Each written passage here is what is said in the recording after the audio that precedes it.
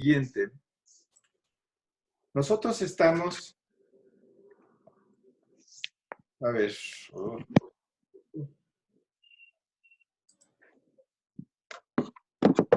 Nosotros estamos un poco... Esta situación. ¿A quién se le está cayendo qué cosa?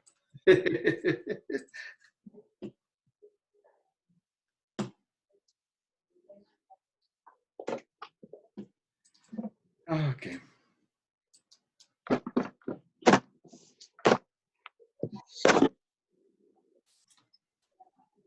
Vamos a empezar.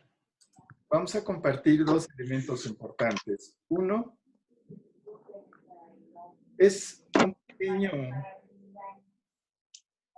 Les había yo mandado un pequeño examen al principio y vamos a tratar de resolverlo en conjunto. ¿Se acuerdan de este pequeño examen que parece una cosa de nada? Que nos dice, hacemos una simulación de un viaje a la atmósfera primitiva antes de que apareciera la vida para conocer las ideas previas, ¿sí?, que ustedes tienen de esto.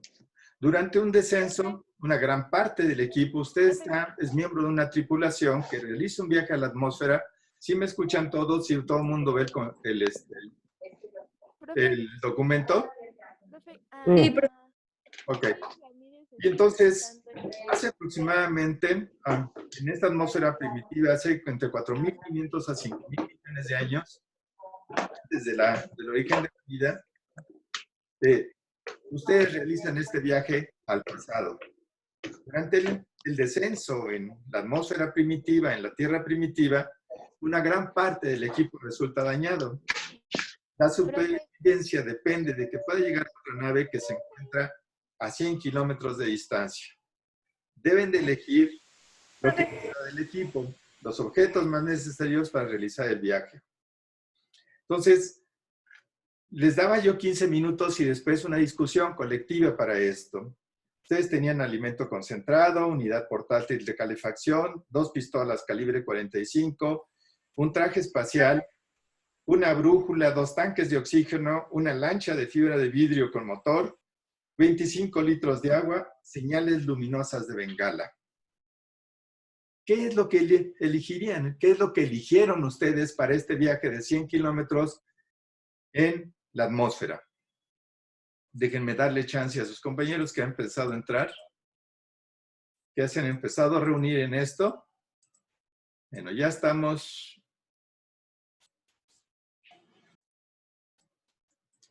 ¿23 reunidos? A ver, alguien que me responda. ¿Había ruidos? ¿Escuchaban ruidos? Bueno, alguien que me responda, ¿qué es de todos estos elementos que aparecen aquí lo que ustedes elegirían para iniciar un viaje de 100 kilómetros en este lugar? Vamos, no importa. Que sí, El agua. Una comida. bueno. El agua, ¿no? ¿El agua? Perfecto. El agua es algo muy importante en este asunto, porque nosotros no podemos vivir sin agua. ¿Qué más? El oxígeno. Alimento. El oxígeno, alimento. El traje. El traje espacial, si no, ¿cómo sobreviviríamos a la atmósfera? El traje espacial, porque ¿cómo admitiría, o sea, cómo sobreviviríamos? ¿Cómo administras el oxígeno que tienes si no llevas el traje? Exactamente. ¿Qué más? ¿Por qué no llevarían 2 pistolas calibre 45? Porque todavía no hay vida. Exactamente. Sí. Esto parece un ejercicio muy sencillo, pero no lo es. Esto lo podemos resolver. Miren, cuando estamos en clase normal, lo que hacemos con nuestros alumnos es justamente esto. Y hacemos un examen y muchos dicen, lo primero que dicen, bueno, pues, tomemos una unidad portátil de calefacción. No sirve de nada. Tomemos una caja de cerillos. ¿Por qué la caja de cerillos no serviría para nada? Por los gases que puede haber. Porque no hay oxígeno y entonces no puede existir fuego. Exactamente, porque es una atmósfera reductora. fundamentalmente lo que existe ahí es una atmósfera reductora. No existe el oxígeno, entonces los cerillos no les sirven para nada. Las señales luminosas, ¿qué pasaría con ellas? Pasaría lo mismo que con los cerillos, ¿no? Pero además, ¿a quién se las enviarían? Ustedes son los primeros que viajaron, ¿sí? Entonces, bien, hay otra que se mandó para poderlos tener como soporte, ¿verdad? Entonces, ahí tenemos ese tipo de cosas. Es importante porque nos interesa saber cómo era la Tierra en ese momento. Fíjense, vamos a pasar de este breve plática que tuvimos a una pequeña exposición que estaría relacionada con esto. ¿Todo el mundo ve la presentación? No. No, seguimos viendo la hoja. Siguen viendo la hoja. Déjenme ver. Déjenme regresar porque de repente esta cosa se pone un poco lenta. Y le digo que lo comparta y no lo comparte. A ver. Ay, ay. Votación, nueva función. Vamos a compartir esta. Listo. Ahora sí ya la ven, ¿no? Ya. Ok, estamos. Ya todo el mundo la ve en pantalla completa. Estamos en este punto exactamente. Poco antes de 4.600 millones de años atrás. En este punto ya todos empezamos a ver y todos empezamos a ver que no hay nada de oxígeno. La gráfica que mostramos aquí es una gráfica de presencia de oxígeno en la atmósfera. Y nosotros acordamos en la clase anterior, en la videoconferencia anterior, lo siguiente, que la vida pudo aparecer más o menos entre 3.900 millones de años atrás a 3.600 millones atrás o 3.500 millones de años atrás.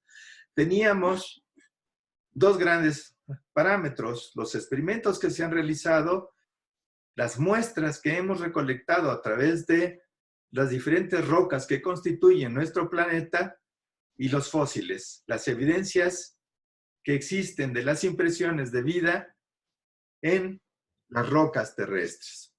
¿Sí?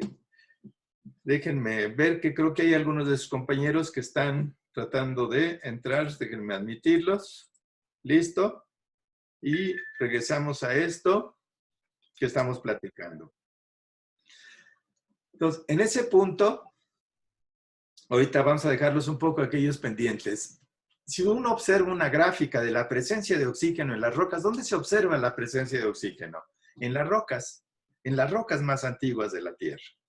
Y hasta ese momento no hay oxígeno. Teníamos un punto. Hace 3.600, 3.500 millones de años atrás, empieza a existir la vida más o menos como la conocemos. ¿Qué tipo de organismos se encontraban ahí presentes? A ver, que alguien me platique de eso. Quien sea. Las bacterias. Organismos, digamos, procariontes. Quizás no unas bacterias como las que conocemos actualmente, pero sí procariontes. ¿Sí? Y tenemos las cianobacterias en este punto, que más adelante hay una discusión taxonómica, o sea, de clasificación entre los biólogos de este componente. ¿Qué tipo de organismos eran estos? Y eran organismos que estaban fundamentalmente adecuados a una atmósfera de tipo reductora. ¿Perdón? Casi no te escucho. Aquellos que quieran hablar, por favor, súbale un poco al sonido de su...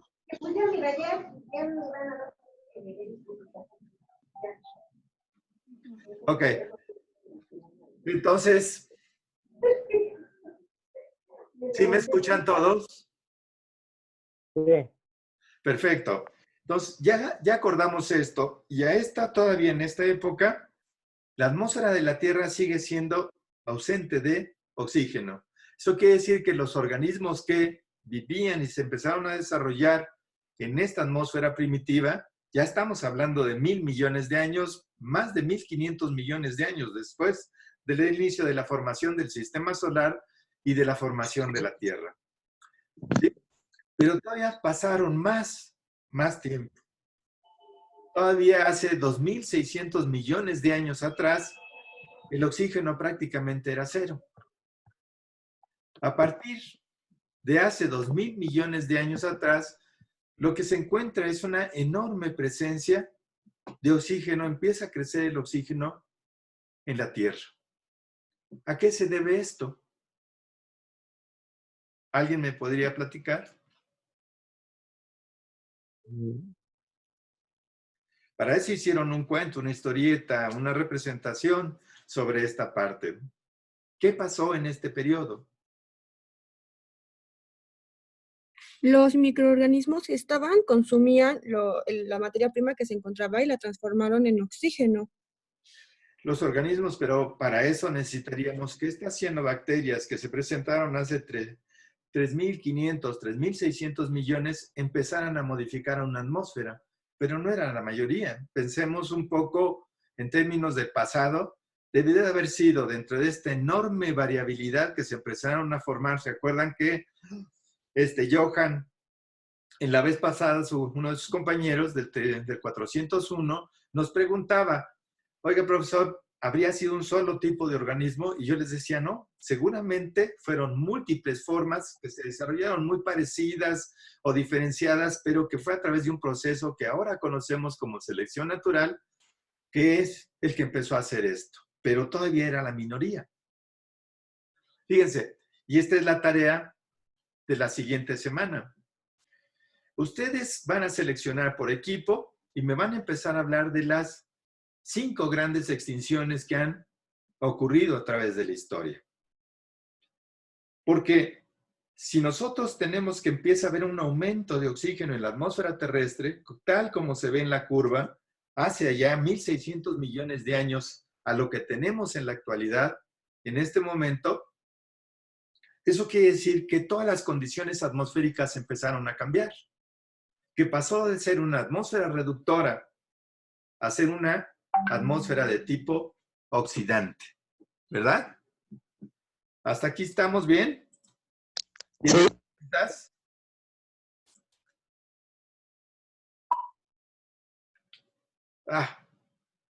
Es que siguen llegando compañeros y se están uniendo más. Karim acaba de llegar. En fin, sigamos en esta parte. Híjole, siguen llegando gente. En fin. Estamos en este punto. ¿Qué pasaría entonces con todos los organismos que existían? Aquí deberían de existir de, digamos, 3.600, 3.700 millones de años atrás, 3.800 millones de años atrás, a aproximadamente 2.000 millones de años atrás, debieron de haber existido muchísimas formas que vivían en la Tierra, pero una Tierra fundamentalmente reductora, porque no existe oxígeno libre en la atmósfera. Sin embargo, a partir de este momento, la atmósfera empieza a cambiar. ¿Qué pasaría con los organismos que vivieron durante, ¿qué le ponemos? 2.000 años, 2.000 millones de años, prácticamente. ¿Qué pasó con ellos? ¿Existen? ¿No existieron? ¿Dejaron de existir? ¿Se murieron? ¿Alguien que me responda?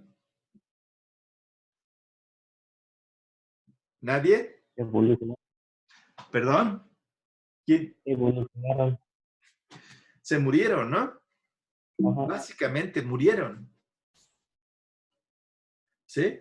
Entonces, ese es un enorme, pensemos en la primera gran extinción de esto. Así, por ejemplo, cuando empezamos a estudiar, ¿se acuerdan de nuestro ejercicio de los 5 metros? Antes de la formación de la Luna, se empezaba a formar una atmósfera terrestre. Una atmósfera también en ausencia de oxígeno. Después, con la formación de la Luna, en un periodo determinado se perdió la atmósfera, se empezó a reconstituir y esta atmósfera fue la que permitió en algún momento determinado, situado entre los 3.900 millones de años atrás a los 3.600, 3.500 millones de años atrás, del desarrollo de la materia y la formación de lo que conocemos como vida en la Tierra. Pero la formación eran organismos que vivían en ausencia de oxígeno. ¿Y nosotros cómo podemos saber? Pues lo podemos saber, ¿se acuerdan cuando platicamos en un semestre pasado de que existían organismos que vivían en profundidades de más de 2.000 metros abajo del océano? Pues estos organismos no tienen oxígeno y sin embargo desarrollan una vida complejísima en todo sentido. Para responder a algunas de estas preguntas, Lynn Margulis planteó lo siguiente, que planteó la teoría de endosimbiosis del origen de los sistemas vivos. Condenada cosa ahora.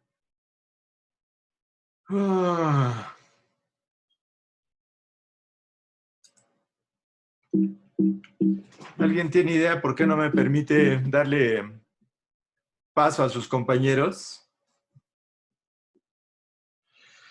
Lynn Margulis, bióloga,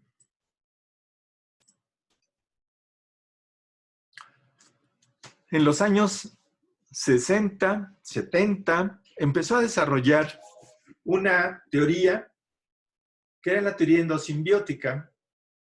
La mayor parte de los organismos en esa época eran organismos procariontes y básicamente se supone, por todos los registros que se tienen y por todas las evidencias que se tienen, que eran organismos principalmente procariontes y que vivían en una atmósfera libre de oxígeno. ¿Sí? Entonces, a ver.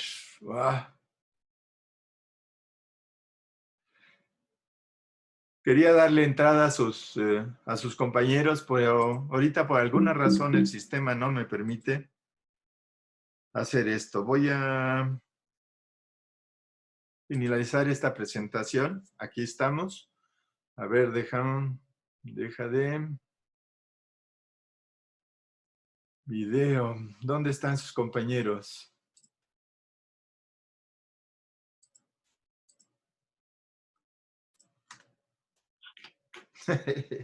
Me encantan sus emojis y cosas que ponen. Ay, ay. Bueno.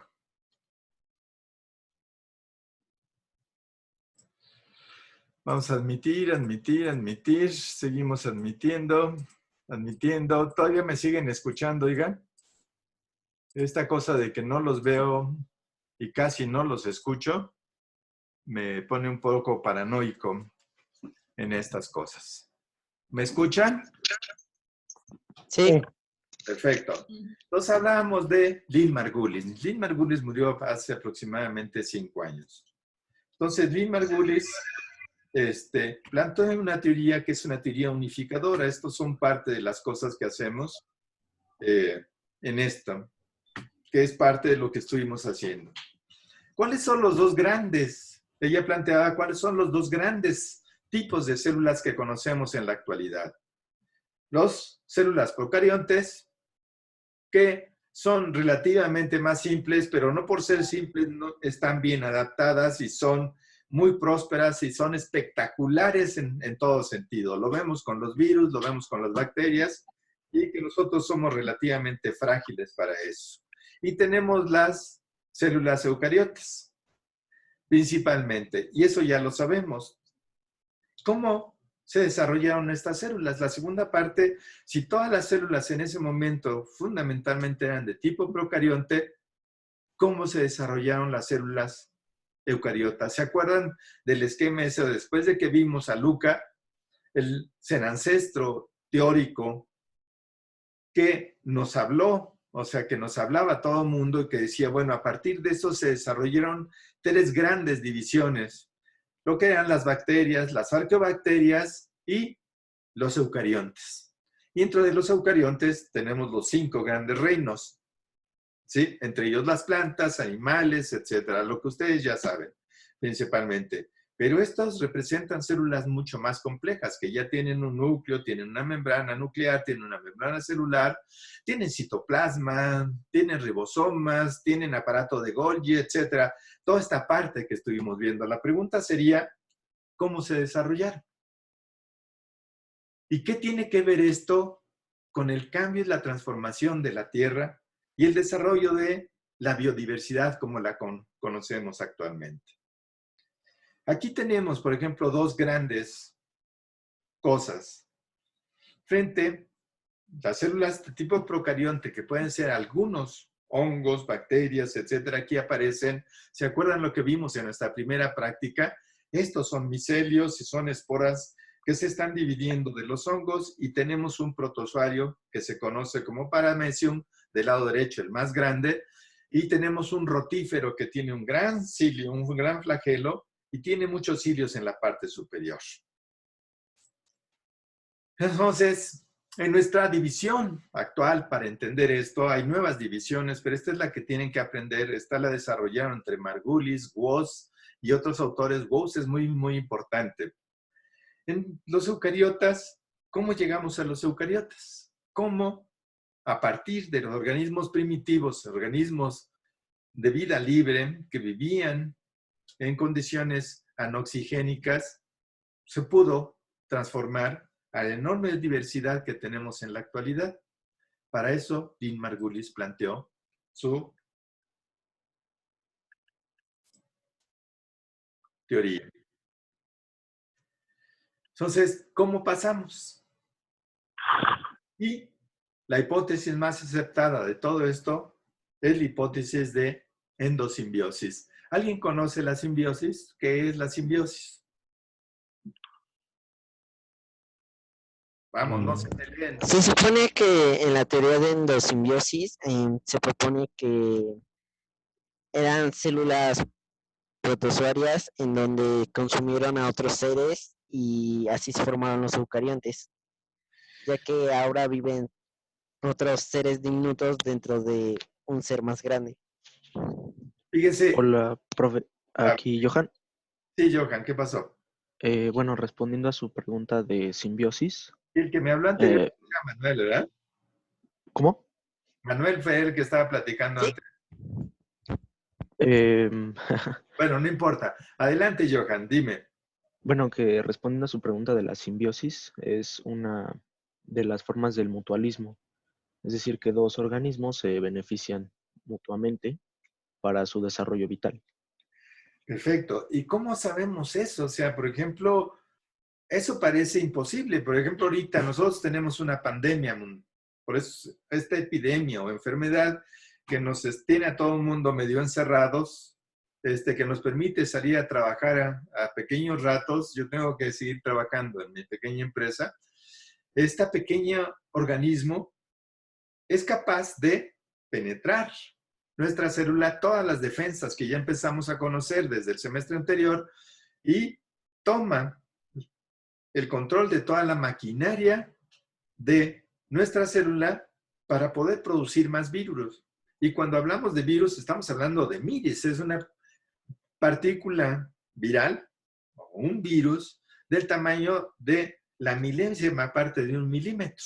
Es aproximadamente ese tamaño. O sea, es una cosa que es punto y 6 ceros y un 1 más pequeño que 1 milímetro. Saquen la cuenta y van a ver. Y sin embargo, la mayor parte, cuando escuchamos las conferencias de todo esto, nos hablan de que pronto nuestro organismo va a empezar a desarrollar defensas para eso. No es pronto, todo el tiempo, todo nuestro organismo está trabajando en este momento para desarrollar defensas ante cosas que no conocía anteriormente. Está aprendiendo del mismo virus. Y eso pasaba con las bacterias y eso pasaba con las células más complejas. Margulis propone que existen asociaciones, no solamente.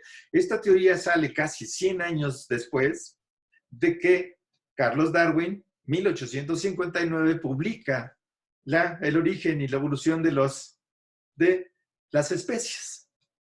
¿Cómo evolucionaron las especies? Era una de las preguntas que se hacían en ese momento. ¿Por qué hay tantas especies? En este momento, ¿por qué hay tantas células diferentes?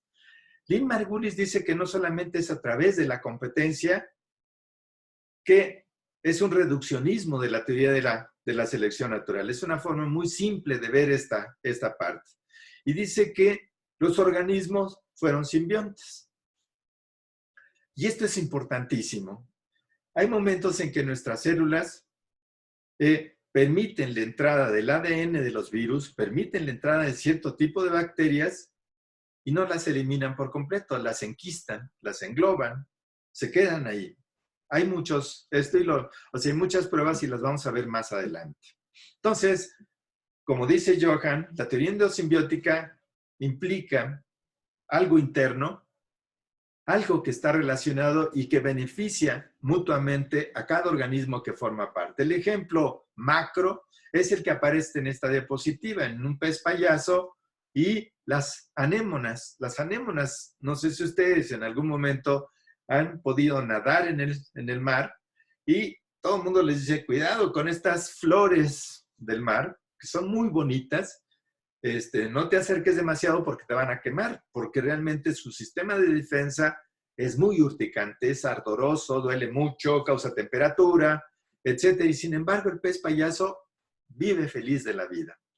La relación de beneficio consiste en que este pez limpia los restos de microorganismos, materia orgánica que se acumulan a través de las corrientes en este organismo sésil y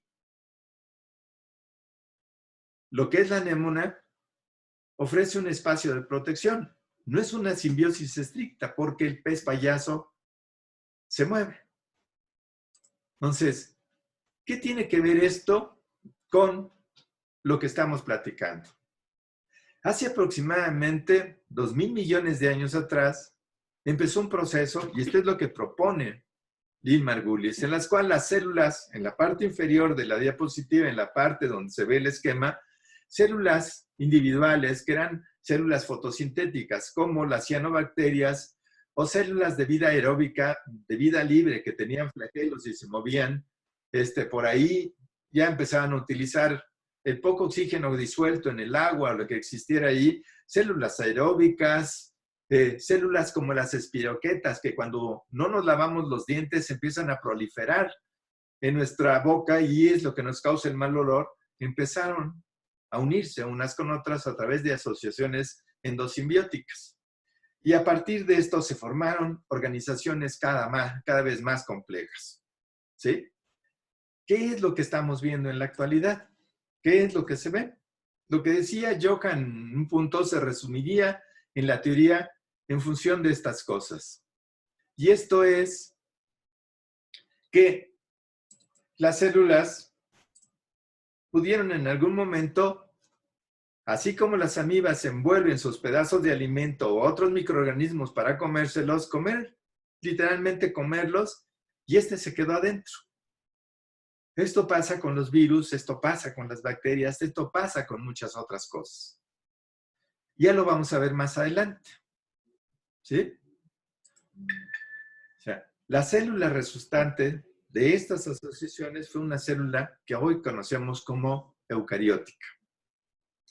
Y es lo que nos permitió el desarrollo de nuevas formas de la organización de tejidos, de órganos, aparatos, sistemas, y lo que nos encontramos en su línea de tiempo es que hace 600 millones de años, a partir de 1600 y un poco más adelante, de repente en el precámbrico hay una enorme explosión de organismos.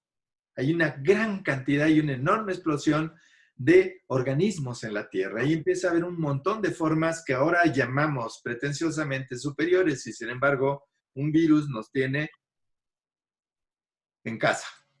¿Sí? En todo sentido. La teoría de las células eucariontes, ¿en qué se basa?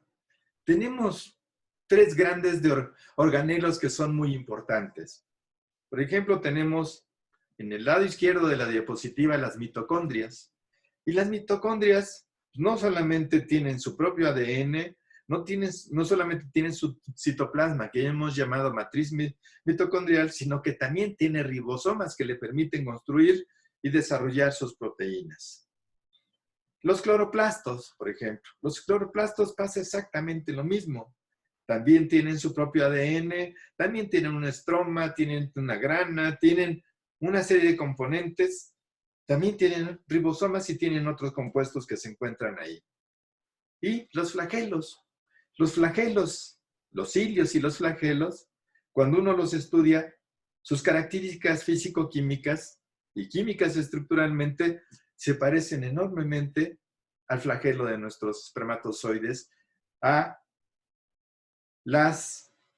todos los cilios que se encuentran, por ejemplo, pegados en la mucosa nasal, en la mucosa de nuestro estómago, de nuestro esófago, de nuestros pulmones, son prácticamente idénticos en todos los organismos. ¿Sí? De independiente o no. Déjenme ver, creo que ya se acumularon algunos de sus compañeros que están pidiendo ser admitidos. Bueno, ya admitimos más gente y seguimos con nuestro trabajo. Okay. Que aproximadamente hace 2.500 millones de años atrás, ya la atmósfera empezaba a ser rica en oxígeno. Esto empezó a cambiar todo, como consecuencia de la actividad fotosintética. ¿Qué importancia tiene eso? ¿Se acuerdan cuando empezamos a ver la lucha por la obtención de la energía? Pues fundamentalmente células que fueran capaces de obtener mayor cantidad de energía, células fotosintéticas, células más complejas, podrían desarrollar esto. Cuando nosotros vimos el proceso de respiración celular, el proceso de fotosíntesis fundamentalmente es la obtención de la energía radiante y su transformación en energía química, y a partir de esto el desarrollo de nuevos procesos que permitirían una mayor complejidad y estructuración en los organismos. ¿Sí? Esto es importante, porque empezó a desarrollarse cadenas metabólicas, pero no solamente cadenas metabólicas, también empezaron a desarrollarse múltiples relaciones entre diferentes tipos de células. Células que eran capaces de poder ser autosuficientes, autotróficas, o células que se comían a estas otras células para obtener su energía.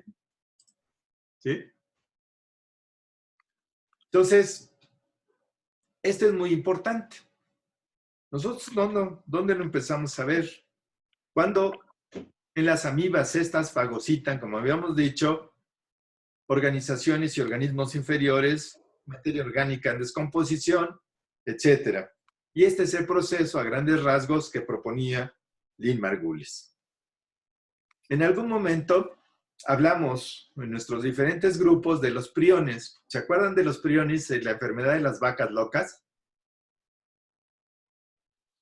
No.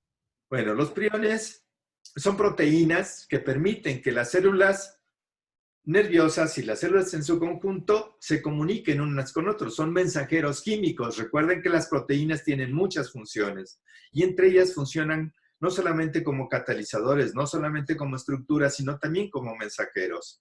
Entonces, los priones tienen una estructura muy semejante a los virus.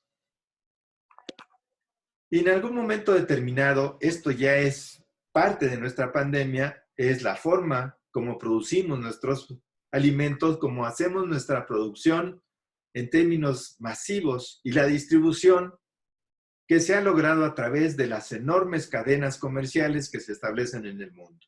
Si uno lo ve con mucho cuidado y empieza a analizar, bueno, la pandemia, esta enfermedad empezó en un mercado de Wuhan y a partir de eso, no de Johan, sino a partir de eso empezó a distribuirse. ¿Pero cómo se distribuyó? Pues a través de las líneas aéreas, a través de las líneas terrestres, a través de las líneas marítimas que transportaban gente, productos, gallinas, conejos, carne, embutidos. Todo esto empezó Y como ahora las interconexiones no solamente son como lo que estamos haciendo en este momento a través del video chat, sino a través de múltiples manifestaciones en las cuales el mundo se ha vuelto relativamente más pequeño, se diseminó muy rápidamente el virus en toda la Tierra.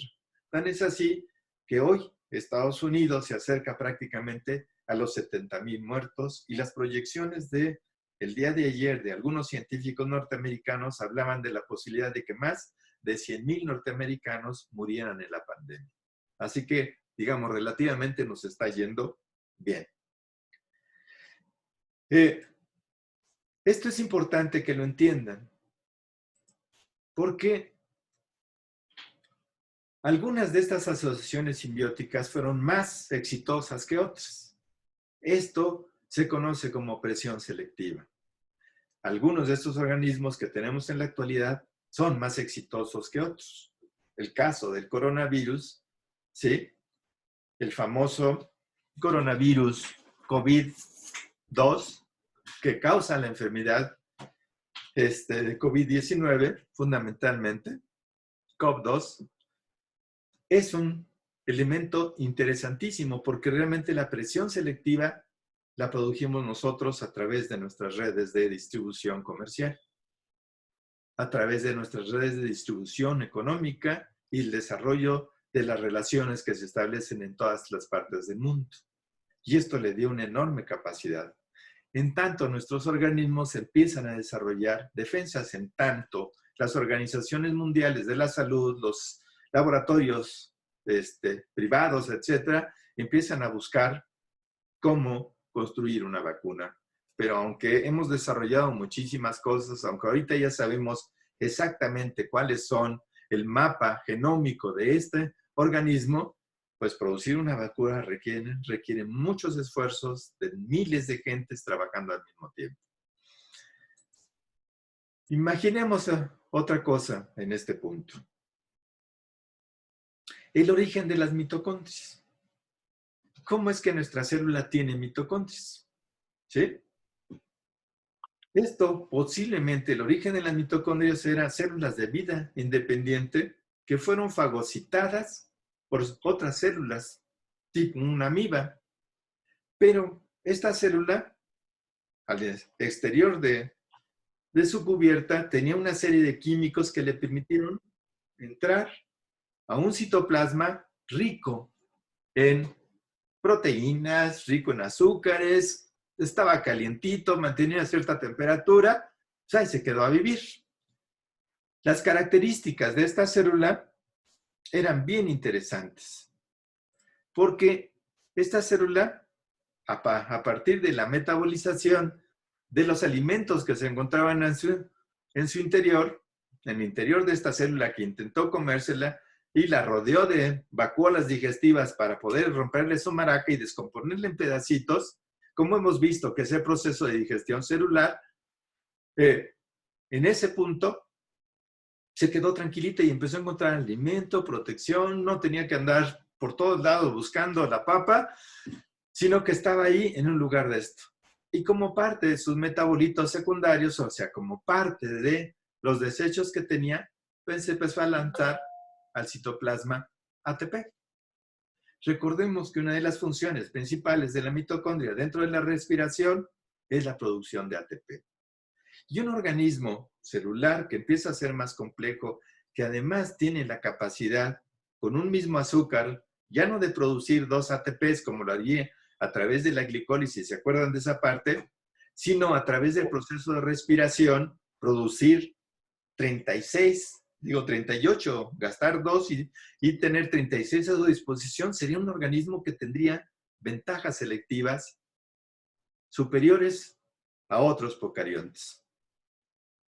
Esto es muy importante dentro de la teoría endosimbiótica, las funciones que empezaron a desarrollarse. ¿Hasta aquí vamos bien? ¿Es entendible lo que estoy tratando de explicar? Sí. Perfecto. Sí. Continuamos. Entonces, el otro gran cosa era el origen de los cloroplastos.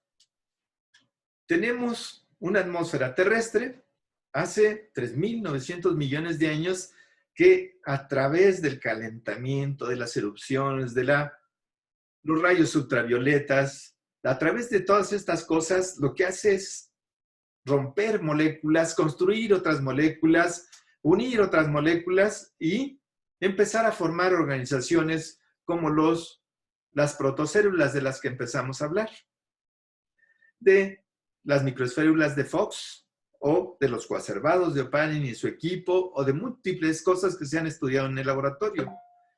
Y estos organismos, decíamos, dentro de la teoría quimiosintética, que estos organismos de vida libre que empezaron a desarrollarse, pues se alimentaban de lo que había en el entorno. Y estos organismos no producían su propia. Imagínense una cianobacteria que empieza a producir su propio alimento. Muy primitivo, todavía con poca, digamos, eran poco productivos, pero empezaron a construir su propio alimento. Podrían construir su pared celular, que está fundamentalmente construida de hemicelulosa y de otros compuestos semejantes, podían protegerse del medio, pero sobre todo tenían una ventaja, ya no tenían que andar buscando la comida, la podían producir ellos mismos. Sí tenían que ver en el medio pues, algunos elementos como el magnesio, que forma parte de la clorofila, o algunos otros compuestos que se encontraban en el entorno para poder crecer y desarrollarse, el agua, etc. Pero la formación y el desarrollo de estos cloroplastos de vida libre o estas organizaciones que pudieran empezar a asociarse con otras organizaciones les daría una enorme ventaja sobre las otras organizaciones celulares que se estaban desarrollando. Imagínense que otra célula hace exactamente lo mismo, que se la come. Y esta encuentra feliz de la vida y empezamos a tener células cada vez más complejas. Margulis nos hablaba de bacterias como el Vibrio cholera, como las espiroquetas de vida libre, que pudieron ser el origen de los undulipodios, o sea, de los flagelos y de los cilios, principalmente en los organismos. Y ya vimos que tienen ciertas características. En la actualidad, cuando lo planteó Margulis en su época y lo plantearon otras gentes, porque esta parte de la teoría endosimbiótica se viene empezando a platicar desde el siglo antepasado. No solamente del siglo pasado, sino desde antes. Era simplemente una teoría. Era simplemente igual que una parte de lo que planteó Oparin y Haldane, era una teoría. No había una evidencia científica. En el caso de Oparin y Haldane, sobre todo de Oparin, cuando en 1953 Miller y Urey desarrollan esta atmósfera primitiva y demuestran que es posible a través de elementos muy simples construir elementos cada vez más complejos, empezó a visualizarse que la teoría no solamente era una teoría, empezó a desarrollar evidencias que sustentaban, igual que en la teoría endosimbiótica, esta teoría. Entonces, veamos las evidencias. Los procariontes tienen cromosomas circulares como el ADN y no tienen proteínas. En los eucariontes, los cloroplastos y las mitocondrias contienen un cromosoma circular, igual que los procariontes. Sus propios ribosomas, que son parecidos a los de ribosomas procariontes y sintetizan proteínas, también crecen, duplican su ADN y se reproducen. Este es lo extraordinario. ¿Por qué se sigue una línea matrilineal para poder decir la ascendencia de cada uno de ustedes y mía? Porque las mitocondrias producen sus propios ADNs y demás. Y cuando se mezcla el óvulo y el espermatozoide, principalmente lo que tenemos son ribosomas maternos, que se están dividiendo para permitir que esta enorme célula mitótica que se acaba de formar con la aportación del padre y con la aportación de la madre pueda crecer y empezarse a reproducir para desarrollar una organización mucho más compleja.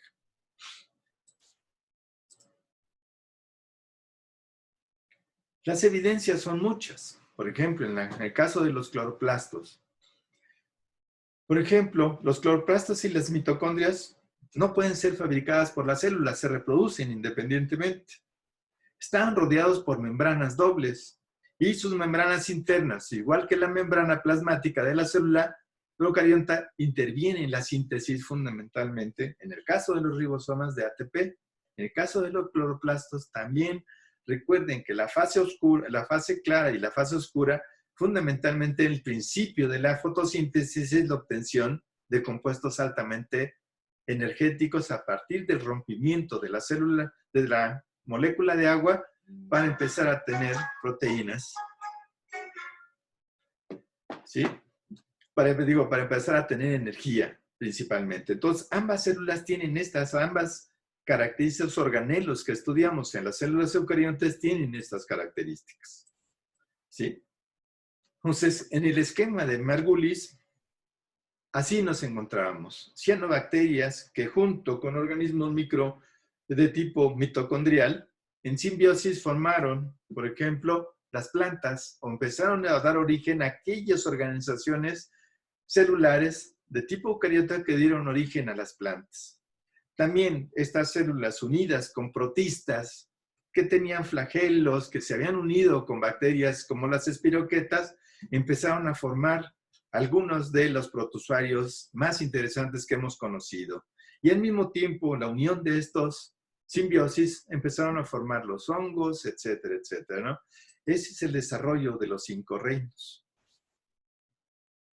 ¿Sí? La enorme conclusión que tenemos de todo esto es la mayor complejidad de las células eucariotas le dio ventajas. ¿Qué tipo de ventajas? Pues ventajas selectivas.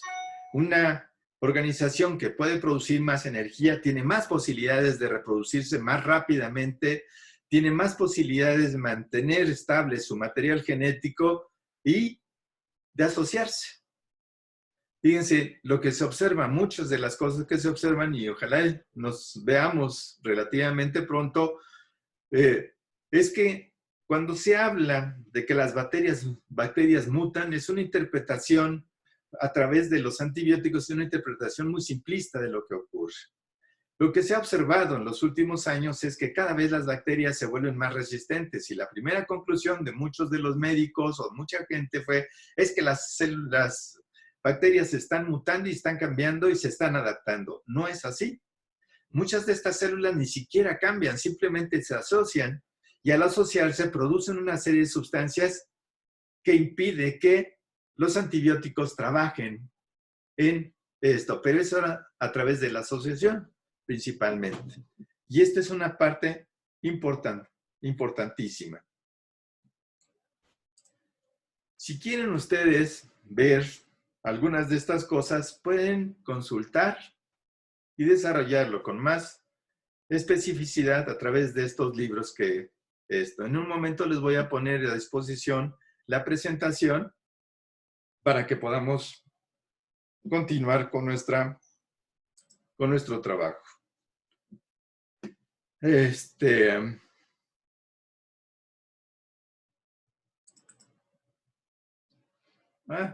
Llegó alguno de sus compañeros en la parte final. Regresemos. Uy. Hasta aquí estamos bien. ¿Me pueden ver todo el mundo? ¿Estamos bien? Iniciamos una pequeña discusión de las dudas que puedan tener. Bueno. ¿Hay alguien en casa? Bueno, primero ellos. Primero ellos. Bueno, ya. Es que mi duda es de que podríamos decir que el coronavirus, en cierto modo, es un simbionte que se puede adaptar a nuestro cuerpo, hablando de los simbiontes. No, en este caso se comporta más como un parásito que va a intentar destruirnos. La respuesta de nuestro organismo son varias. Una, el coronavirus llega y se puede apropiar, que es lo que está haciendo ahorita en la mayor parte de los casos que mueren o que son afectados, se apropia de muchos de tus células y las empieza literalmente a matar. Porque lo que hace es apropiarse del mecanismo molecular de la célula para poder construir refacciones para más coronavirus. ¿Sí? Entonces, ya. Esa era mi duda. Eso es lo que hacen principalmente. Otra de las cosas es que la célula no está así, ¡ay, ahí viene el coronavirus, auxilio, socorro! No, la célula tiene un montón de mecanismos. Ya el coronavirus logró pasar todo el sistema inmunológico que se encuentra en el torrente sanguíneo. Recuerdan que alguna vez platiqué con ustedes de cómo la sangre es un sistema muy complejo. Entre ellos hablamos permanentemente, pues porque es más sencillo hablar de ellos, de los glóbulos blancos. Pero existen proteínas y existen una serie de mecanismos que forman parte de lo que es el sistema de defensa. Ya logró pasar todos estos sistemas de defensa y entra. Pero entra y toda la célula se pone a trabajar, ¿para qué? Para sobrevivir. Todos los organismos vivos buscan sobrevivir. Y entonces empiezan a desarrollar otro tipo de sistemas de protección internos. Y al mismo tiempo empiezan a aprender del virus. Hay un aprendizaje químico del virus en su conjunto. Por eso tenemos que ver el siguiente capítulo, que es cómo se formó la enorme biodiversidad, cómo es que se originan las especies a través de un proceso de selección que Darwin llamó selección natural, que se oponía a toda una serie de pensamientos. Y si ustedes se fijan, seguimos una línea histórica dentro del desarrollo. Escuchando allí, en esa parte. O alguno de esos micrófonos está encendido. Ok. Independientemente de YouTube, en última instancia de Yahoo, pero piensen en esa parte. Sus organismos y además sus células tienen variantes. ¿Se acuerdan que empezamos a ver esto cuando empezamos a ver un poco de biología molecular, cuando empezamos a ver el ADN y el ARN, que todos tenían pequeñísimas variantes? Si bien forman a través de la mitosis organizaciones moleculares prácticamente igual, algunas de ellas tenían pequeñísimas variantes. Lástima que ya no pudimos seguir discutiendo muchas de estas cosas sobre herencia ligada al sexo y otras cosas que andan por ahí sobre genética, que son muy importantes. Entonces, las células con estas pequeñas variantes, hay células que no van a ser afectadas. Y estas células van a empezar a reproducirse y son las que van a empezar a formar nuevamente, a renovar nuestro sistema inmunológico. Imagínense que en algún momento determinado, igual que lo que acabamos de empezar a explicar de la endosimbiosis, el virus entra y empieza a querer controlar a la célula. Y la célula tiene mecanismos que le dicen, no chiquito, aquí no pasas. Y te vamos a dejar ahí, no molestes, no des guerra. Y esta célula, en el momento de reproducirse, va a reproducir este virus como si fuera parte de ella, porque lo está duplicando. Pero esta célula va a ser mucho más fuerte que las células que la precedieron. Hay algunas células, y esto se ha visto muchísimo en la naturaleza, hay múltiples pruebas sobre esto, de que en el momento en que el virus entra y empieza a tomar posesión del ADN de la célula, sea procarionta o eucarionta, esta lo inhibe y se queda formando parte ahora del ADN. En el momento de que se duplique el ADN, va a tener información. Y muchas de estas células son las células resistentes a las nuevas enfermedades. Está construyendo su propia vacuna, el organismo. Esto es importante que lo piensen. ¿Sí? Es importante que lo piensen porque de eso se trata. Cuando nosotros estudiamos esta parte, cuando nosotros empezamos a ver esta parte, siempre tenemos que estar pensando en la realidad. Siempre tenemos que estar pensando en qué está pasando ahora, ¿no? Y nuestra célula es lo que está haciendo. Por eso la mayor parte de los científicos o de la gente que ha estudiado la distribución, los inmunólogos, o en este caso los que estudian cómo se desarrollan las epidemias o las pandemias, como en este caso, como el doctor López-Gatell, saben y hablan de la inmunidad de rebaño. Imagínense que eso mismo está ocurriendo al interior de muchas de las células de muchos de ustedes. Y para organismos, una de las teorías, hipótesis más bien que teorías que se están manejando para los organismos jóvenes, siempre y cuando estos se encuentren en condiciones de salud, a los niños, digamos hasta los 20 años, su sistema inmunológico es todavía mucho más flexible que el sistema que tenemos los viejitos, las personas adultas mayores, para no poner un epíteto. Es mucho más flexible, que se puede adaptar mejor a estas condiciones y tienen mecanismos de respuesta mayores. Claro, si este pequeño o pequeña o este joven o esta joven tiene lo que ahora conocemos como las comorbilidades, como diabetes, o puede tener cáncer, o puede tener presión alta, por X razón, desde una mala alimentación, porque es una cuestión hereditaria, etcétera, estas personas tienen mayor riesgo de morir. Porque junto con la debilitación de su sistema inmunológico a partir de estas enfermedades, viene el ataque de los virus. Entonces, una persona sana puede responder porque también sus células, aunque si bien forman tejidos, también están empezando a responder de múltiples maneras. Y esto es lo que se conoce como la inmunidad del rebaño. ¿Sí? Entonces, piénsenlo un poco porque este es importante. Lo que estamos viendo es muy importante. Ya les voy a mandar por escrito toda esta parte que estamos platicando. ¿Sí? ¿Preguntas?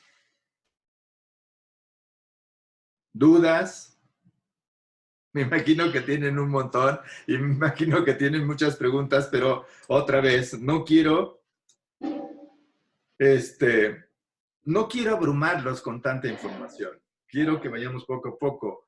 Es bien difícil, yo lo veo en las conferencias de López-Gatell y en otras de algunos otros especialistas, aunque ahorita sale todo el mundo como opinólogos y salen muchos especialistas sin entender mucho de esta cosa, lo veo en ese punto. Y es un enorme desconocimiento de la ciencia. ¿Se acuerdan cuando vimos el primer video? Cuando Columbine, sí se llamaba, no, ya me equivoqué, el científico que nos hablaba de cómo podemos acercar la ciencia, aunque la ciencia nos rodea, el conocimiento científico nos rodea, es muy difícil accesar a él porque tiene un lenguaje complejo, porque se requiere estudiar y construir un lenguaje complejo para poder aproximarnos a eso. Y eso es lo que hemos estado haciendo a lo largo del semestre pasado y parte de las cosas que hemos empezado a ver ahorita. Por eso les pregunto, ¿dudas? Supongo que deben de tener muchas. Pues bueno, o sea, ya me solucionó que el coronavirus no actúa como simbionte, sino como un virus, pero como dice, de eso que bueno, al entrar, nuestras células no es como que estén como que muy vulnerables, sino que se incorporan al virus y de ahí forman un nuevo código genético que ayuda a las próximas generaciones, por así decirlo, o en esa misma a tener una mayor defensa ante esos virus. Así es. Así es, esa es parte de todo esto. En fin, ¿más preguntas? Muchas, profe, pero ya poco a poco. Ok. Bien, lo que voy a hacer es voy a dar por terminada esta pequeña videoconferencia. Espero la próxima semana continuar con estas charlas y ver algunas otras cosas. Algunos de ustedes me preguntan en los chats de repente que me mandan o de las preguntas que me hacen a través de WhatsApp, ¿sí? O a través de otros medios de correo electrónico, en fin, que si se van a reunir a las clases, ¿por qué seguimos trabajando en esto? Pues porque cuando se reúnen las clases vamos a tener muy poco tiempo y vamos a estar muy presionados todos. Como explicaba al principio, se tienen que resolver dos cosas antes de entrar a esto. En términos teóricos, la pandemia, más o menos en todos los países, ha durado unos 70 días. Y estos se cumplen a finales de mayo. todavía hay un periodo gris, digamos, un periodo de precaución en el cual van a empezar a haber reuniones. Por eso la UNAM y algunos de sus directores se están planteando la posibilidad de regresar a clases a mediados de junio y a partir de eso tener por lo menos unas 10 semanas, de 10 a 12 semanas para poder concluir nuestro calendario. El punto es que a pesar de todo esto, va a haber un periodo, y eso les va a parecer a algunos de ustedes absurdo, va a haber un periodo de vacaciones administrativas, porque los sindicatos, sobre todo el sindicato del STUNAM y una parte del SPAUNAM, digo, la asociación esta de profesores, la PAUNAM, esto es casi un derecho inviolable, ¿no? Y van y han exigido que eso se mantenga, las 3 semanas de periodo administrativo de vacaciones. Entonces nos van a reducir el tiempo en el que tengamos y podamos terminar nuestras evaluaciones, podamos discutir con calma muchas de estas cosas. Ojalá sea así, yo espero que sí. Mi historia dentro de la universidad me indica que es normalmente lo que se hace. Si llega un punto en esto después de que hay paros o huelgas o ha habido enfermedades como esta, en algún momento determinado se readecúan los calendarios, pero tenemos un tiempo muy comprimido. Y ese es el problema que vamos a tener. Entonces, por eso, aunque un poco más lento, vamos a tener que ir avanzando sobre estos problemas. Entonces, ya les voy a mandar, por lo pronto, tienen una tarea para la próxima semana. Por equipos, van a investigar y se van a repartir cada uno de los grupos las 5 grandes extinciones y van a hacer una presentación. La presentación puede ser en PowerPoint, puede ser en línea de tiempo, puede ser con a esto que le gusta a Eduardo, que no lo he visto ahorita porque ha estado por aquí. Eduardo, que le gusta mucho esta parte de los, ¿cómo se llaman? Oh, se me olvidó ahorita el nombre. Las infografías. Las infografías, que además tuvieron unas, he estado revisando algunas de ellas, están muy bonitas. Esperemos que nos dé tiempo para que las presenten a sus compañeros. Y están bastante bien hechas. Entonces, pueden hacerlo como gusten, pueden hacer una representación, pero que nos hable justamente de estos 5 grandes momentos. Ustedes van a decir, pues nosotros nada más conocíamos la de los dinosaurios. Algunos teóricos del desastre están hablando principalmente de que, híjole, igual esta es una extinción para la especie humana. Es posible, pero no ha llegado todavía el tiempo. Creo que como especie podemos resolver todavía algunos problemas. Ya esto se planteaba en finales del siglo XIX, principios del siglo XX, y seguimos parasitando la Tierra. Somos una especie muy agresiva, terriblemente. Oiga, profe. ¿Sí? ¿Usted cree que esto haya sido ya para el comienzo de la Tercera Guerra Mundial, en donde van a ser armas biológicas? Miren, las armas biológicas se han venido desarrollando desde antes de la Primera Guerra Mundial. En la Primera Guerra Mundial se utilizaron las armas químicas, se utilizó todo esto. Y hay una parte de la mitología, yo creo que un poco lo que haya pasado en este momento es que la soberbia del sistema de producción en el cual estamos inmersos en este momento, que es un sistema de producción fundamentalmente capitalista, que lo que hace es privilegiar la ganancia por encima de cualquier cosa, por encima de los trabajadores, por encima del ambiente, etcétera, ha producido estas cosas, ¿no? Esto que se ha estado sacando ahorita sobre la participación de China, hay muchos de los artículos que demuestran, los artículos científicos más recientes que demuestran que esto no fue una creación de laboratorio. Se vienen rastreando muchos de estos coronavirus, no solamente los famosos murciélagos de guerra dura, no solamente el pangolín y otros organismos multicelulares o más complejos, animales, sí que están presentes en la dieta humana, sobre todo en algunos mercados de China, Asia, nosotros mismos en las zonas de San Luis Potosí, Aguascalientes, en una parte de la Huasteca, en Oaxaca, en fin, nos comemos no las ratas ratus que vienen de Europa, sino las ratas de campo. y algunos parientes de ellos. Esta es una tradición de los humanos, digamos, esto está presente en la humanidad. Ahora, el punto es que las presiones de selección que hemos establecido, y por eso hay que entrar al siguiente tema, que es selección natural, pero antes de eso tenemos que ver las extinciones y después entramos sobre eso. Ya les voy a mandar un pequeño cuestionario que van a tener que resolver individualmente y después vamos a desarrollar, como hemos venido desarrollando, una pequeña práctica. Esta la van a poder hacer en sus casas, muy sencilla, para después entrar a una dinámica de discusión como la que estamos teniendo en este momento para que podamos empezar a entender qué es esta cosa de la selección natural. Entonces, esto es importante que lo llevemos paso a paso para tratar de entender un poco la biología del coronavirus y demás. Y yo creo que la Tercera Guerra Mundial se va a desarrollar no a nivel de estos organismos, se va a desarrollar a nivel del agua. El agua es uno de los elementos más valiosos y escasos que hay en el mundo. De hecho, hay millones de seres humanos que no tienen acceso al agua. Y se va a convertir en algo muy rico en términos económicos. ¿Sí? ¿Más preguntas? Sí, profe, gracias. Bueno, profesor, yo tengo una duda. A ver, dime. A ver, es que ya llegué un poco al final, pero lo de la tarea que va a dejar Hoy es... tienes tache. ¿Qué?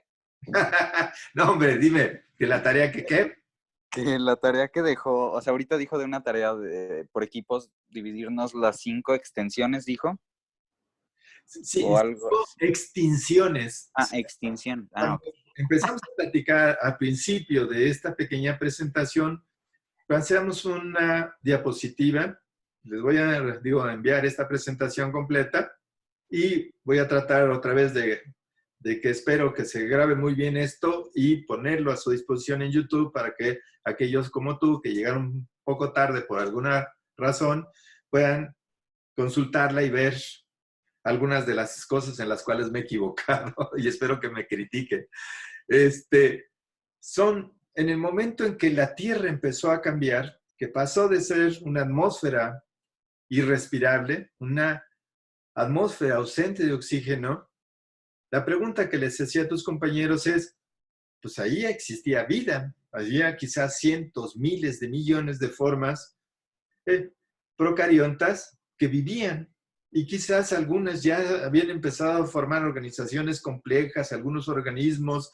¿Se acuerdan que hace poco salió la presencia de un organismo que hablaban en Australia? No sé si vieron esa noticia, en la cual había aparecido un organismo que tenía más de 40 metros de largo y todavía no encontraban su completa extinción, que en realidad era un organismo que por reproducción mitótica se había ido desarrollando. En realidad era una colonia muy compleja que parecía un enorme organismo, como si fuera una serpiente, que se iba, y en realidad eran colonias unidas. Bueno, imagínense que eso es lo que existía en ese momento. La pregunta es, si cambió todo el entorno, la pregunta fue, si cambió todo el entorno y el entorno en este momento se volvió pasó de ser ausente de oxígeno a presente de oxígeno, empezaron a proliferar aquellos organismos que pudieron capturar, volverse autotróficos con mayor celeridad, no solamente como las cianobacterias que ya lo habían empezado a hacer y desarrollar y habían poblado la Tierra, sino con otra clase de organismos más complejos. ¿Qué pasó con el resto? ¿Qué pasó con todos esos organismos que se habían adaptado a una vida en ausencia de oxígeno? Eso planteó una primera gran extinción de organismos. Pero la historia registra 5 grandes extinciones de organismos. Si la historia, estoy hablando de estos 5,000 millones de años que ustedes representaron en su tira de 5 metros. ¿Se acuerdan? Todo esto va concatenado, mi curso va concatenado. Desde el primer día que dije, bienvenidos, me da mucho gusto trabajar con ustedes y realmente me encanta trabajar con ustedes. Desde ese momento empezamos a tratar de unir elementos para poder entender estas complejidades. Yo les decía, el segundo semestre se pone más divertido porque se vuelve un poco más complejo, porque ya tenemos que empezar a utilizar las herramientas que aprendimos en el semestre anterior. Y ahorita la pregunta es justamente eso. Entonces, hay 5 grandes extinciones. ¿Cuáles son? ¿Sí? Y se las van a empezar a dividir por equipo. Yo me quedo con esto, yo me quedo como lo han hecho con los otros trabajos. Y van a hacer una presentación que decíamos que ya la hacen desde infografías, PowerPoint, puede ser video, puede ser lo que ustedes, las herramientas que hemos ido desarrollando a lo largo de los 2 semestres. ¿Sí, Pato? Sí, profesor, muchas gracias. Al contrario. ¿Alguien más tiene preguntas? No. No. Bueno, les agradezco mucho. Estén pendientes, trataré de enviarles la próxima liga para hacer un video chat con ustedes, con un día de anterioridad, pero aunque ustedes no me lo crean, he estado bien ocupado. Estoy tomando unos cursos en línea y tenemos que hacer unos trabajos de informe para las direcciones, en fin, ¿no? Nos traen, igual que nosotros de repente abusamos de ustedes, a nosotros como maestros tienen eso. Y tengo una microempresa que se ve atrás, que es una parte de mi oficina, y una parte de esa ventana que ven en la parte posterior es parte de la administración, que tenemos que mantener a pie para poder que los compañeros que trabajan, nuestros colaboradores, mantengan su fuente de ingresos, ¿no? Entonces tenemos que trabajar bastante en esto. Profe, ¿Sí? de los cursos que, bueno, de curiosidad, los que está tomando dice que son de Oxford. Sí. Sí. ¿Pero son gratuitos o son...? Profesor, en general, para el público general, los cobran. Pero para nosotros, por ser profesores, no nos cobran. Ustedes tienen muchos cursos en línea que ofrece la universidad. Entren a la red de bibliotecas, entren a la RIU, entren a todos estos elementos que les ofrece la universidad, donde van a encontrar cursos en línea y van a encontrar otras cosas, ¿no? Muchos de estos cursos que están en línea los pueden tomar, pero no van a recibir diploma. Nosotros sí nos envían, por acuerdos que tiene la UNAM, a nosotros nos envían esto. Déjenme preguntar si existe algún convenio, y si existe, si algunos de ustedes están interesados en algún curso, les mando el link para poder ver esto. Pero bueno, ahorita no les aseguro de que exista algo semejante para alumnos, ¿no? Bueno. Sí, profe, gracias. Al contrario, bueno, si no hay más preguntas, pues desconectaría esto y les agradezco realmente su paciencia y el interés que están mostrando en todo el trabajo que estamos realizando. ¿Sí? Bueno, se cuidan, que pasen muy buenas tardes y... Hasta luego, profe. Hasta luego, profe. Hasta luego, profe. Adiós. Adiós. Dale, Bye, profe.